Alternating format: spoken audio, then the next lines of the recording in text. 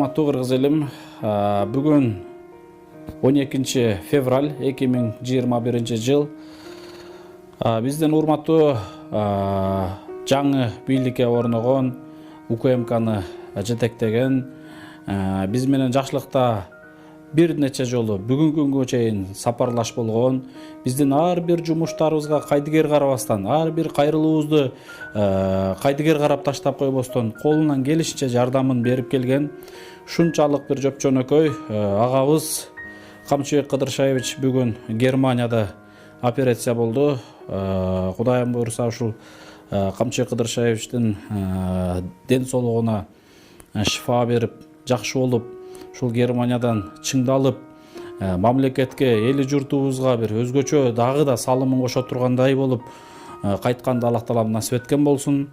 Биздин азыр чоң атабыз Раджап Ажы чоң атабыз 91 жаштагы чоң атабыздан Камчыбек Кыдыршаевичке бир өзгөчө дубасын алып берейин деп турам. Иншалла бүгүн операциядан Кудайым буйруса түштөн кийин болот деген. Кудай кааласа аман эсен чыгып, мекенге, өлкөбүзгө, эли журтубузга аман эсен кайтканды Аллах таалам насип эткен болсун. Чоң ата, мен азыр ушул Камчыбек Кыдыршаевич боюнча сиз менен сүйлөшүп отурдум го. Бир жакшы дуаңыз бериңиз. Аябай жакшы кызмат кылып аткан агаларыбыз. Өзүңүз жакшы тааныйсыз, билесиз. Камчыбек Ташиевке өмүргө барака бергин. Экемден соолук берсин. Операциядан жакшы чыгып, айыгып, мурдагы ишини жүргүзүп,